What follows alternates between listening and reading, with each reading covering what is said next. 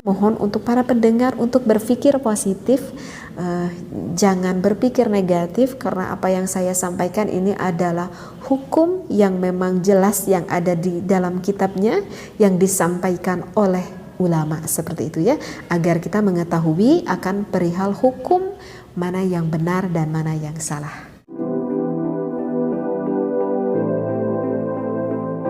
Bismillahirrahmanirrahim. Assalamualaikum warahmatullahi wabarakatuh. Mari kita lanjutkan kembali ngaji bareng kita. Kali ini saya membawa kitab Qurratul Uyun. Di sini ada faslun menerangkan apa saja sih makanan yang tidak boleh dimakan agar tidak sulit untuk mengandung. Baik, kita mulai ya. Bismillahirrahmanirrahim. Bismillah, alhamdulillah, wassalatu wassalamu ala rasulillah. Faslun utawi kiku pasal sawiji fi dzikri ma tamna'u. Di sini menceritakan apa saja yang dilarang al-urusatu bagi seorang pengantin min aklihi dari memakan sesuatu khasyati imtina'i hamliha, dikarenakan takut mencegah akan kehamilan sang perempuan. Tumna'u dilarang min khallin dari memakan cuka, wa min qasburin dan juga kurma yang sudah kering, dakhila sabi'in di dalam 7 hari, fa'u maka harus dijaga, masturin dari bagian itu ya. Walabanin dan juga meminum air susu, wahamidit tufahi dan juga memakan apel yang hasem, itu bahasa Sunda hasem. Bahasa Indonesianya apa ya hasem ya? Hasem. Khaufam tina'il hamli dan juga khaufam tina'il hamli, karena hal itu dikhawatirkan akan mencegah kehamilan. Jaya swahi wahai sahabat kaula. Fa akhbara rahimahullahu taala annal arusata, sesungguhnya pengantin dakhila sabi'iha ketika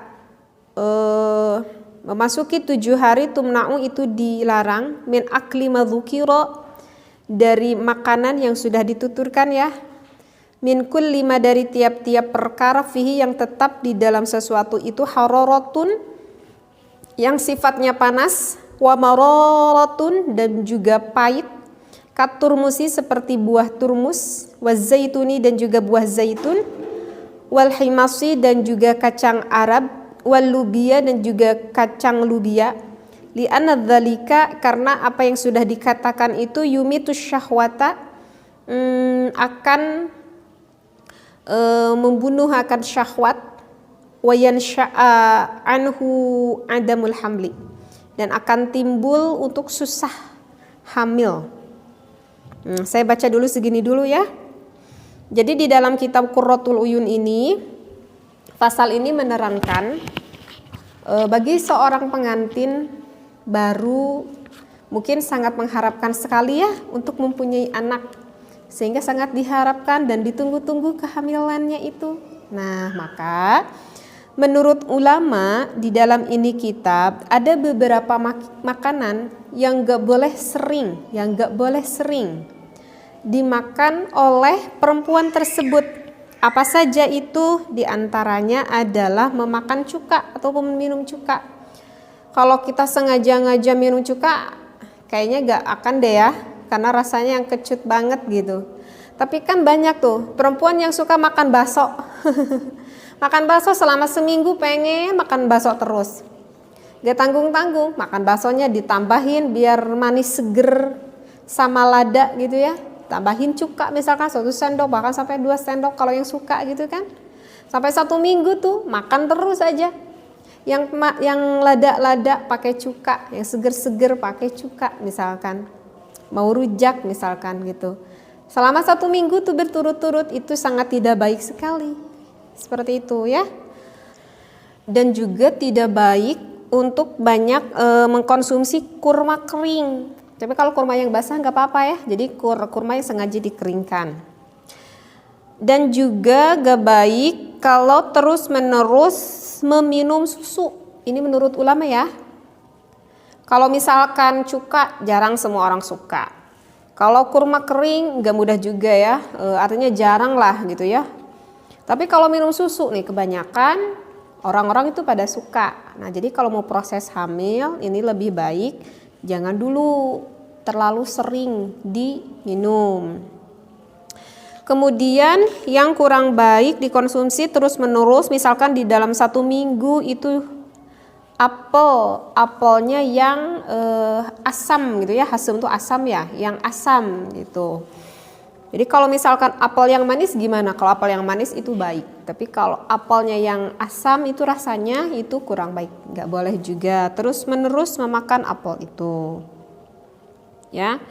Nah terus apalagi nih tadi dibaca, dan juga nggak baik kalau seorang wanita yang pengen hamil itu memakan makanan yang bersifat panas-panas ataupun makanan yang memang masih panas-panas. Sabar dulu, tunggu dulu dingin baru dimakan. Dan makanan-makanan yang pahit-pahit seperti apa misalkan? Seperti buah turmus atau buah zaitun, tapi kalau di kita kan jarang sekali ya menemukan buah turmus ataupun buah zaitun ya, jarang sekali. Dan biasanya buah zaitun itu biasanya dijadikan minyak ya, jadikan minyak. Tapi kalau udah jadi minyak itu dipasak ya nggak apa-apa. Jadi kalau dimakan langsung buahnya. Kemudian juga kacang Arab. Nah kacang Arab sekarang kan nggak sulit ya. Kalau udah ada yang pulang umroh atau yang udah pulang haji itu suka dikasih oleh-oleh kacang Arab.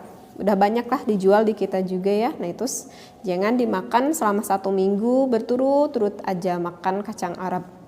Karena kebetulan ada yang ngasih pulang umroh, ngasihnya banyak tiap hari makan kacang Arab itu kurang baik. Dan juga kacang rubia.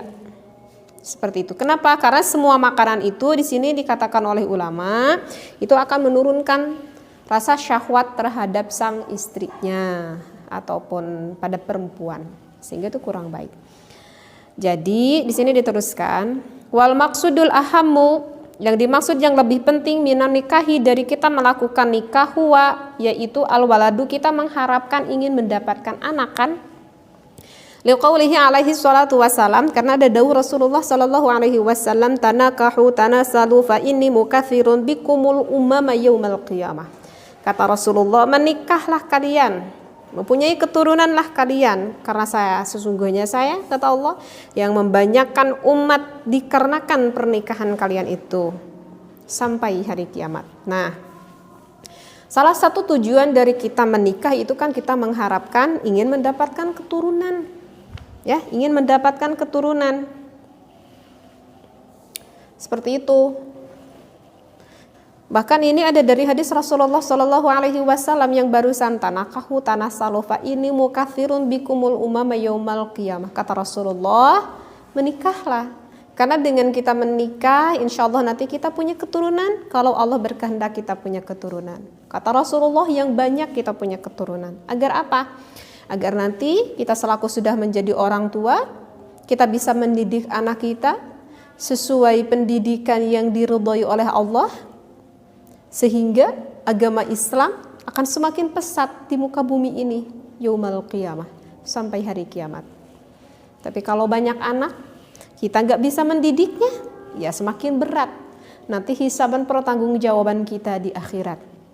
Tetapi kalau misalkan kita punya banyak anak dan anak-anaknya kita solih-solihah, dikarenakan sebabiah berkahnya ibu bapaknya yang bisa mengurusnya, mendidik anak-anak kita, maka tentunya Masya Allah anak-anak kita yang banyak itu menjadikan jariah bagi siapa? Bagi ibu bapaknya yang menyelamatkan kita nanti di akhirat. Nah oleh karena itu jangan hanya asal banyak anak, tetapi selain banyak anak, pintar juga kita mendidik anak kita di jalan yang diridhoi oleh Allah Subhanahu wa Ta'ala. Kama taqaddama wal matlubi ayyakuna ghidauha. Nah, kalau ini ada nih makanan yang memang dianjurkan. Kalau barusan kan makanan yang enggak dianjurkan. Nah, kalau ini makanan yang dianjurkan. Makanan yang dianjurkan itu apa saja? Bilahmid dahaji, dajaji. Kalau mau pengen mudah punya anak itu harus sering istrinya itu makan daging ayam. Wasafarjali dan juga jambu batu, bukan jambu air, jambu batu, safarjal itu ya. Warrumani dan juga buah delima, jarang sekali ya kita temui buah delima sekarang. Wattufahil huluwi dan juga apel yang manis. Kalau tadi yang gak boleh apel yang masam. Nah, kalau sekarang justru yang baik itu adalah apel, tapi apelnya yang manis. Wa nahwi dzalika. Ya udah gitu. Di dalam faslun ini yang menerangkan makanan yang baik dimakan dan makanan yang jangan sering dimakan bagi seorang wanita yang pengen cepat punya anak. Wassalamualaikum warahmatullahi wabarakatuh.